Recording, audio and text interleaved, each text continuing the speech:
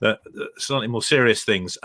So I thought when I was bringing this together, it would be helpful because as I see what your revolution you're bringing there is on the supply side, I thought it'd be interesting to understand what's happening actually at the consumer end of it. And for that, I'd like to bring on Frank Reeves, the founder and CEO of Avvio, and he's going to talk to us about what's happening there, specifically with the hotel. And I think, Frank, you've got some very astute observations in terms of what's happening with the COVID situation right now. So I'm going to hand it over to you. Excellent. Thank you very much, Andrew. And hey, James, good to see you again. Great lecture, great presentation.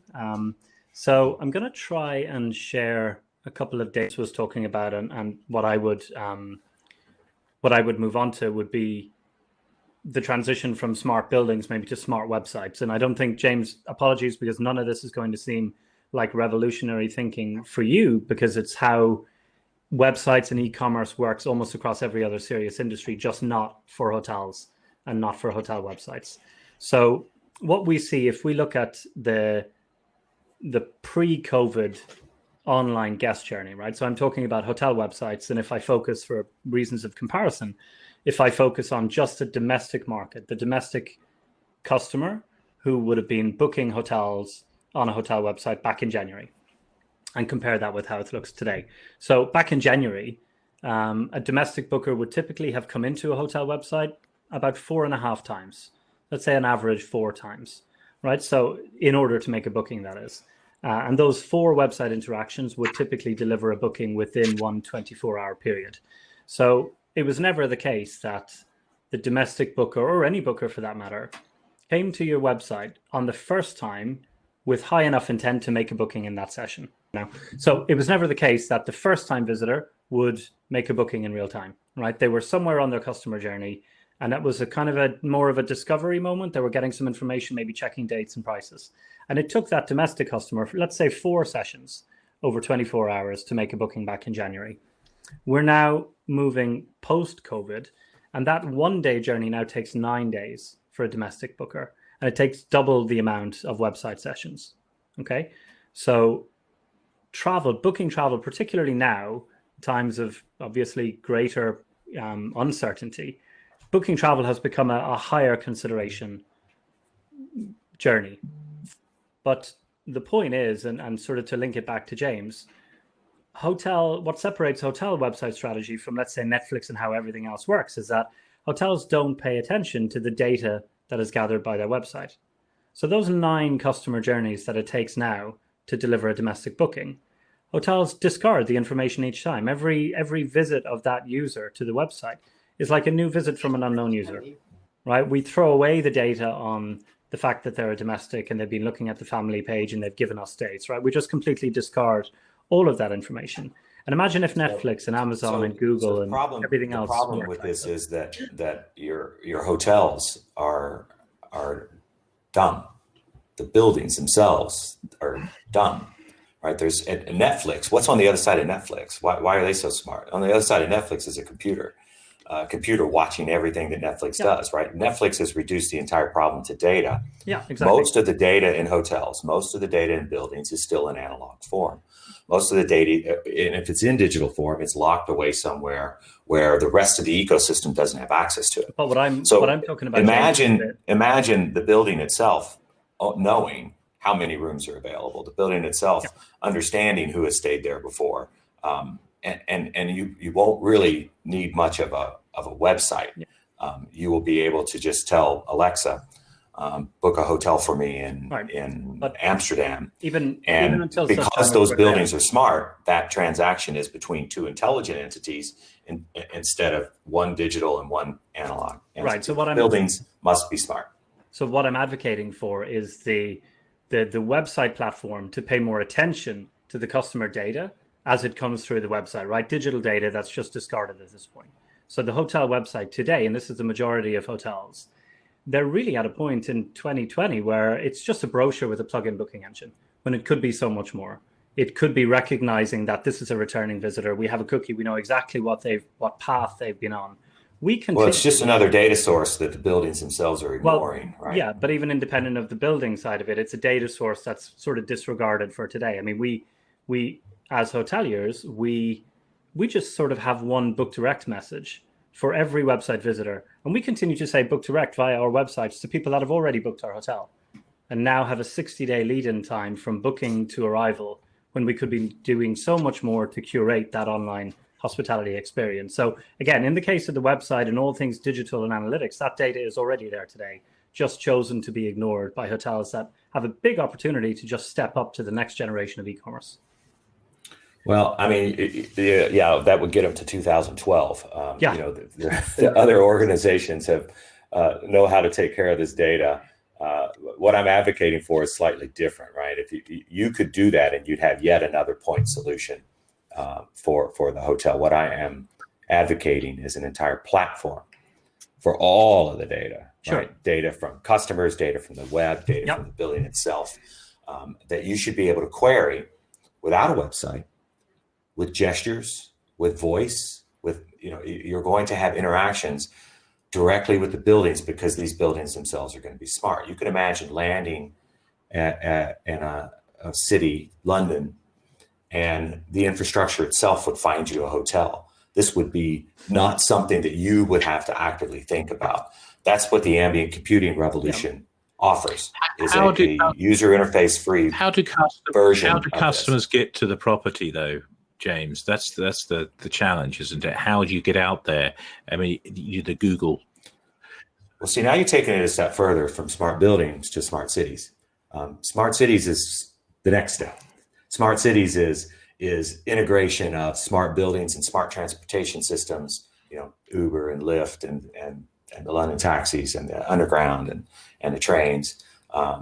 Give me a few more years for that. The buildings themselves have to be taught a bunch of things before they can start interacting like proper smart buildings. Shall we just say, in the interim, the whole world of travel discovery and OTAs and Google Travel and the need for hotel websites isn't going to go anywhere in the short term in terms of how people book and research travel. And the pain point today and the great opportunity today, I mean, we're coming out of COVID with a domestic booking audience, right? Which is not an OTA problem to solve. They're desperate to solve it, but it's not an OTA sized hole, if you know what I mean. Hotels know how to reach their domestic market in terms of their own distribution channels and their loyalty databases, customer databases. So we have to take a big step forward for hotels.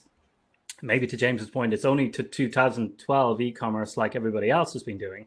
But if we assume that today hotels are just delivering an online brochure with a plug-in booking engine with no attention paid to the guest on their guest journey, that I think is an immediate opportunity for hotels to take advantage of, you know, latent demand. Sort of. This is like in 2012 wiring your building with Cat5 cable, right? You don't want to do that. Wireless is out. Go bet on the new stuff.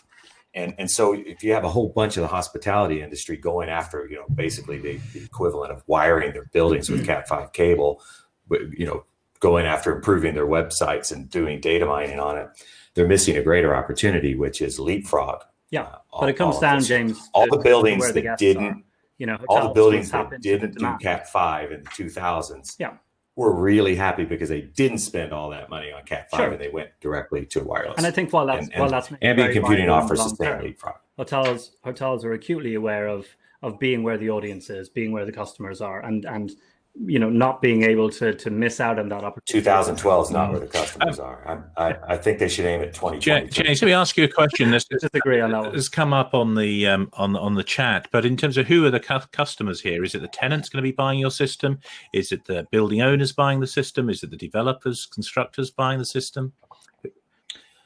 So it's generally the buildings themselves are the customers, and so the owner of the building, the builders of the building. Some of this is our equipment is outfitted in brand new buildings, which means you've just saved construction costs, because it turns out smart infrastructure is a lot cheaper than the stuff you're currently wiring your buildings with. But existing buildings, right? We help both. Like, so we're in Wembley Park in London, and we have 3 buildings there in the Wembley Park development. And the buildings themselves are smart. They manage utilities to the point that you don't pay a utility bill, right? The building itself owns the relationship with the utility company, and the building resells the energy to each of the apartments. The building owns the Wi-Fi, and they resell the Wi-Fi to each of the apartments. And so there's both are customers. We sell directly to buildings. We sell directly to building owners. We sell directly to building investment companies. And then the tenant benefits through conveniences and reduced cost. Right? It costs a lot less for a building to buy all that energy in bulk and then resell it. In fact, our building owners make money reselling energy. They make money reselling Wi-Fi. They will make money. Entertainment is the next. Right? All of these third-party companies like internet providers, they're going to be the endangered species of the next decade. All these, the building themselves will provide most of these services. Interesting. Frank. Hell yeah, it is. That's why I'm working on it, man. Frank, in terms of the customer position at the moment, what I'm hearing from you is there's a great opportunity here to reset. On the hotel side, it's the OTA debate has been raging for a couple of decades now, ever since Expedia span out of Microsoft. So much source of evil from Microsoft, I think, James. But there is a chance, I think, from a hearing from you, because now with the domestic customer focus, the hoteliers, the operators can actually get out there, and there's an opportunity to reset that relationship. Yeah. Fundamentally, Andrew, and I think there have been a lot of lessons learned in sort of previous downturns and recessions where hotels have sort of, leaned in a little bit too hard on the OTAs. There's no doubt the OTAs will play a major role in supporting the recovery of the industry, but that support is typically international business, right? You shouldn't, as a hotel, you shouldn't really be relying on an OTA and 20% commission to go and fulfill the pent-up demand that's there in your domestic market. And while the UK is recovering at a couple of weeks maybe behind the pace of other markets, even like Ireland, for example, domestic business in Ireland, domestic demand for August is now 80% of where it was, 80% ahead of where it was last year. So there's so many things to be encouraged about the pent-up demand that's there in the market. The caveat would be not for city centre properties just yet, but hotels leaning in to service that domestic demand without rushing in too soon and empowering the OTAs, because the more OTAs you work with, the more competition you introduce on Google. Google are also sort of rolling up their sleeves and leaning in with new pay-per-stay digital advertising models where they de-risk the traditional pay-per-click advertising and meet hotels on better terms, much like the OTAs, where they'll charge based on a net guest stayed. Where previously it would have been you pay your pay-per-click maybe 3 months before that business either turns up or not. So there's a lot shifting in that sort of online distribution space, I think, in favor of the direct channel for hotels that are smart enough to take advantage of a bit of a step change. Great. Thank you. James, I'd love to have chatted more with you. I saw you at the Jonathan's Arabian Hotel Investment Conference. It's a fantastic presentation. You have that reputation as evangelist is well deserved. Let me just tell you about Cantillon. Can I just take a few moments? We're just about at the end. So this is a beer. It's my favorite beer in the world. It's just outside Brussels, a brewery, and they put the beer out into for fermentation. They put them out into vats, and they just run out in this old barn, which is about 17th century barn. So it's only about so deep the beer sits there. They don't put any yeast in it, and it's all the yeast comes from the natural surroundings, all the spiders' webs and all that stuff, and that starts the fermentation process. It's exquisite and quite exceptional. Anyway, so nothing makes me sadder than an Englishman whose favorite beer is Belgian. England is the home of, from my taste buds, the best beer on earth. The real ale, hand pulled, in a pub that dates from the 14th century. So anyhow, Andrew, you ruined the rest of my day. I'm going to spend the rest of the time in sadness over an Englishman preferring Belgian beer. So, just so you know, James, thank you. Thanks, guys. Thanks very much.